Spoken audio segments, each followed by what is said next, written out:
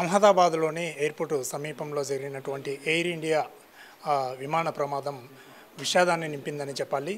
ఈ ప్రమాదంలో ఇప్పటివరకు 242 మంది, అంటే ఒక్కరు మినహాయిస్తే 241 మంది మృతి చెందినట్లు గుజరాత్ ప్రభుత్వం అయితే ఇప్పటికే ప్రకటించినది. సో ఈ ప్రమాదం గురించి ఒకసారి చూసుకున్నట్లయితే ఇవాళ 1:38 అంటే 1:38 ఏదైతే ఎయిర్పోర్ట్లో టేకాఫ్ అవుతున్న సమయంలో టేకాఫ్ అయిన కొద్ది నిమిషాలకే 5 నిమిషాలు, దాదాపు 3 నుంచి 5 నిమిషాల వ్యవధిలోనే ఈ ఎయిర్ ఇండియా విమానం అయితే కుప్పకూలిందని చెప్పాలి. ఈ ఘటనలో అంటే ఏదైతే ఆర్జే మెడికల్ కాలేజ్ ఉందో ఆ మెడికల్ కాలేజ్ మీద ఈ విమానం కుప్పకూలింది.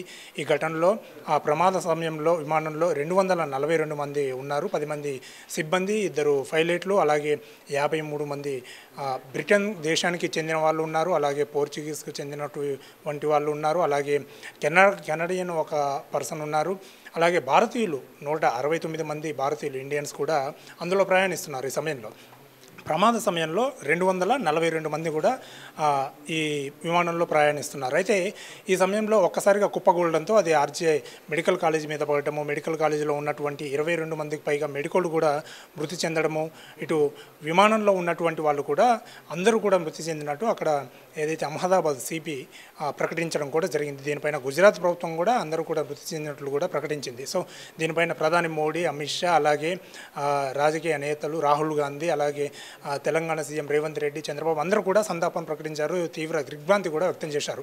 అయితే ఇవన్నీ ఒక ఎత్తు అయితే ఈ 242 మంది ప్రయాణికులు ఈ విమానంలో ప్రయాణిస్తుంటే ఎవ్వరు కూడా బతికే ఛాన్సే లేదు. ఎందుకంటే జరిగినటువంటి ఘటన అక్కడ కళ్ళకు కట్టినట్టు మనం ఒకసారి చూస్తే ఏదో బాంబ్ బ్లాస్ట్ జరిగితే ఏ రేంజ్లో ఫైరింగ్ అవుతుందో, అంటే అగ్ని ఎలా అట్లా లేవనెత్తుద్దో ఆ రేంజ్లో, అంటే ఒక బాంబు పడితే ఎలాంటి భయానక స్థితి ఉంటుందో అటువంటి సిచ్యువేషనే విమానం కుప్పకూలినప్పుడు ఆ సిచ్యువేషన్ అక్కడ జరిగింది.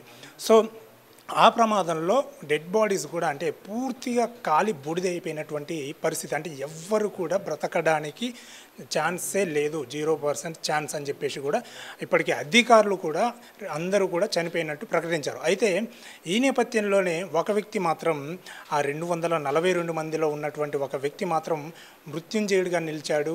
ఆ మృత్యుంజయుడిగా నిలిచాడని చెప్పేసి ఆ తర్వాత అధికారులు కూడా కాసేపటికి నమ్మలేదు.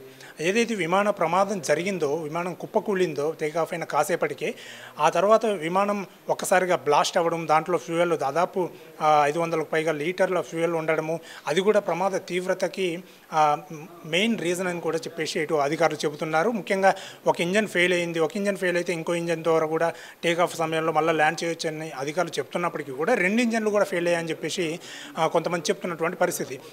ఈ నేపథ్యంలో ఏదేమైనా అక్కడైతే విమానం కుప్పకూలింది, ఒక బ్లాస్ట్ జరిగింది. వెంటనే అగ్ని కిల్లలు అయితే భారీ ఎత్తున ఉవ్వెత్తున లేచిపడ్డాయి. ఈ సమయంలో ఎవరు కూడా బ్రతికేలేని పరిస్థితి అక్కడ ఉంటుందని చెప్పేసి అందరూ కూడా చనిపోయారని చెప్పేసి అధికారులు కూడా ప్రకటించినటువంటి పరిస్థితి. సో ఈ నేపథ్యంలో ఒకే ఒక వ్యక్తి అతను రమేష్గా అయితే అధికారులు అయితే గుర్తించారు. అతను మృత్యుంజయుడిగా విమానం జరిగినటువంటి ప్రమాద ఘటన నుంచి ఏదైతే విమానం కుప్పకూలిన తర్వాత అక్కడి నుంచి ఏదైతే ఆ కుప్పకూలినటువంటి ఘటన ప్లేస్ ఉందో ఆ ప్లేస్ నుంచి, ఆ స్పాట్ నుంచి, యాక్సిడెంట్ స్పాట్ నుంచి అతనైతే రమేష్ అయితే బయటికి నడుచుకుంటూ వచ్చాడు. తీవ్రమైనటువంటి గాయాలతో బయటికి నడుచుకుంటూ వచ్చిన తర్వాత తన పేరు రమేష్గా కూడా అతను చెప్పడం జరిగింది. ఆ తర్వాత దగ్గరలోని హాస్పిటల్కి కూడా అతన్ని తీసుకువెళ్లారు. అతనికి ట్రీట్మెంట్ కూడా మెరుగైన చికిత్స అధికారులు అందించారు. ఈ నేపథ్యంలోనే రమేష్ ఇటు మీడియాతో అటు అధికారులతో కూడా మాట్లాడినటువంటి కొన్ని మాటలు అయితే ఆయన చెప్పడం జరిగింది. తన మాటల్లో చూస్తే అతను 20 ఏళ్ళుగా లండన్లో, యూకేలో ఉంటున్నట్టు చెబుతున్నాడు. సో తన ఫ్యామిలీని, ఏదైతే ఫ్యామిలీ ఇండియాలో ఉన్నటువంటి ఫ్యామిలీని చూసేందుకైతే ఇండియా వచ్చాను అని చెప్పేసి ఇండియా వచ్చి తిరిగి వెళ్తున్న ఆ నేపథ్యంలో ఈ ప్రమాదం చోటు చేసుకుంది. ఒక్కసారిగా ఆ విమానంలో అంత బ్లాస్ట్ అయిపోయింది. అందరూ కూడా ఎక్కడ చూసినా కూడా శవాలు, డెడ్ బాడీసే కనిపించాయి నాకు. సో నేను వెంటనే పరిగెత్తుకుంటూ వచ్చి బయటికి రావడం జరిగింది. తనతో పాటు తన సోదరుడు కూడా అందులో ఉన్నాడు. సో సోదరుని కూడా వెతికి పెట్టండి అని చెప్పేసి హాస్పిటల్లో ట్రీట్మెంట్ తీసుకుంటున్నటువంటి రమేష్ అయితే ఇటు అధికారులకి, ఇటు ఇటు పోలీసులకైతే వెల్లడించడం జరిగింది. సో అంటే ఇంతమంది అంటే 242 మంది ప్రయాణికులు అందులో ప్రయాణిస్తుంటే ఏ ఒక్కరు కూడా ప్రాణాలతో బయటపడలేదు. ఒకే ఒక వ్యక్తి ప్రాణాలతో బయటపడ్డాడు. అతనే రమేష్గా కూడా అధికారులు అయితే గుర్తించారు. అయితే ముఖ్యంగా రమేష్ ప్రాణాలతో బయటపడడానికి మెయిన్ రీజన్ ఒకటని చెప్పొచ్చు. ఎందుకంటే 11A సీట్లో అతను కూర్చున్నాడు. సో అతను కూర్చున్నట్టు మనకి టికెట్ కన్ఫర్మేషన్ కూడా ఉంది.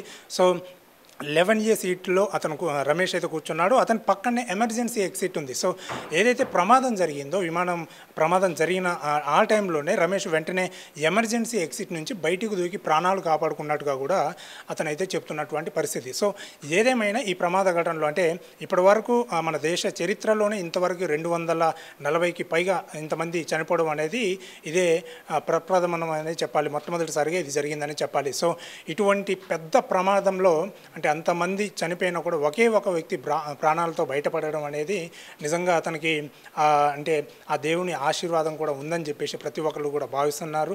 So at the same time అతను కూడా ప్రాణాలతో బయటపడ్డాడు అంటే అతను కూడా నమ్మలేని పరిస్థితిలో ప్రస్తుతం అయితే ఉన్నాడు. సో అతనికైతే మెరుగైన చికిత్స అయితే అందిస్తున్నారు. సో రమేష్ 242 మందిలో ఒకడు. సో అంతమంది చనిపోయిన 241 మంది చనిపోయినా కూడా ఈ ఒక్క వ్యక్తి మాత్రం ప్రాణాలతో బయటపడడం అనేది ఇటు ప్రతి ఒక్కరిని కూడా కొంచెం షాక్ గురి చేస్తుందని చెప్పాలి. సో ఏదేమైనా ఈ ప్రమాద ఘటన ఎయిర్ ఇండియా విమానం ఈ ప్రమాదం చోటు చేసుకోవడం, ఈ ప్రమాద ఘటనలో ఇంతమంది చనిపోవడం అనేది చాలా బాధాకరమైన విషయం అని చెప్పాలి.